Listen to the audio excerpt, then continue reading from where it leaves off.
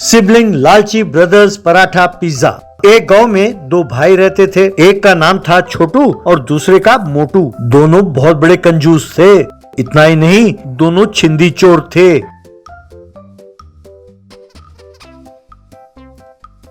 छोटू सवेरे उठकर बाजार जाता था।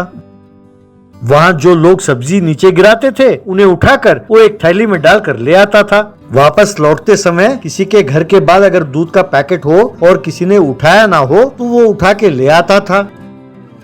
और मोटू गांव में जाकर लोगों को बहला फुसलाकर उनसे पैसे ऐंठता था।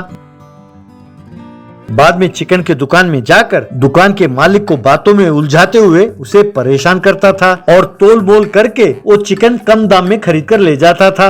बाद में दोनों अपना अपना सामान लाकर माँ को देते थे। छोटू: हद हो गई, दिन भर दिन ये सब्जी के दाम बढ़ता ही जा रहा है। तब माँ: अरे बस कर बेटा, तू तो ऐसे बोल रहा है जैसे तूने पैसे देकर खरीदा। जो पैसे देकर खरीदते हैं ना, वो भी इतने परेशान नहीं होते जितने तुम हो रहे हो। तब मोटू: ये लो माँ, आज मैं चिकन लेकर आया हूँ, एकदम बढ़िया चिकन बिरयानी बनाकर खिलाना माँ। माँ थैली में देखकर: क्या कहा? इससे मैं चिकन बिरयानी बनाऊं? बेटा तुम तो ऐसे बोल रहे हो जैसे तुम 1 किलो चिकन लेकर आए हो। अरे बेटा, तुम दोनों यूँ कंजूस कैसे बन गए? कोई इज्जतदार काम करो और पैसे कमाओ। यूं हर रोज उनकी माँ उन दोनों को डांटती थी। एक दिन दोनों को बहुत गुस्सा आया। तब छोटू: माँ बस बहुत हो गया, यूं डांटना बंद करो। अगर तुम्हारे पास कोई पैसे कमाने का तरीका है तो हमें बताओ। तुम जानती हो ना, मैं किसी के नीचे काम नहीं कर सकता। तब मोटू: हाँ माँ, मैं भी किसी के नीचे काम नहीं कर सकता। अगर तुम्हारे पास कोई पैसे कमाने का उपाय है तो हमें बताओ, पर तुम हर रोज हमें डांटना बंद करो। तब माँ: अच्छा है बेटा, कम से कम अब तो तुम्हारी सोच में कोई बदलाव आया है। मैं तुम दोनों के लिए कोई बिजनेस लगाती हूँ। तब छोटू: क्या कहा? बिजनेस? लेकिन माँ उसके लिए तो बहुत पैसे चाहिए। तब मोटू: हाँ माँ, बिजनेस के लिए बहुत पैसे चाहिए, हमारे पास निवेश के लिए पैसे नहीं है माँ। तब माँ: बेटा अगर सूझबूझ हो तो पैसों की जरूरत नहीं होती। मैं जैसा कहती हूँ वैसा करो। पहले एक ठेला किराए पर ले लो। मैं तुम दोनों को हर रोज चिकन करी, मटन करी, रोटी, पिज्जा वगैरह बना कर दूंगी। ये सब चीजें तुम ठेले में लेके बेचो। इसके लिए कोई ज्यादा लागत की जरूरत नहीं है। ये आइडिया उन दोनों को बहुत अच्छा लगा।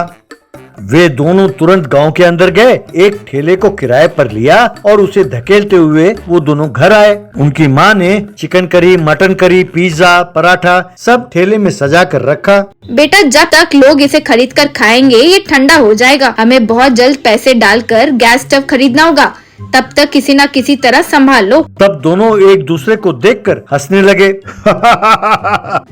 तब माँ: बेटा ये पागलों की तरह क्यों हंस रहे हो तुम दोनों? इसमें हंसने वाली क्या बात है? तब छोटू: माँ तुम्हारे पास सूझबूझ है तो हमारे पास कंजूसी है। पैसे डालकर गैस स्टोव खरीदने की कोई जरूरत नहीं है। तब मोटू: हाँ माँ, कंजूसी भी एक कला है। आज वो कला हमारे काम आएगा। हम जानते हैं इसे गर्म कैसे करना है। तब माँ: लेकिन बेटे बिना गैस के तुम इसे गर्म कैसे करोगे? मेरे समझ में कुछ नहीं आ रहा है।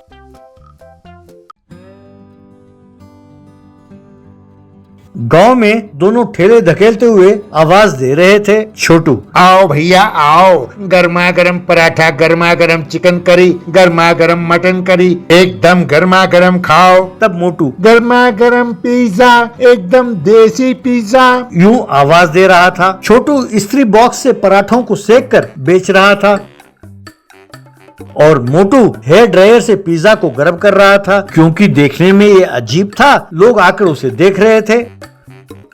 छोटू आने वाले ग्राहकों को गर्मा गर्म पराठे के साथ चिकन और मटन करी दे रहा था और मोटू गर्म करके पिज्जा लोगों को दे रहा था। यूं उन्होंने खूब पैसे कमाए।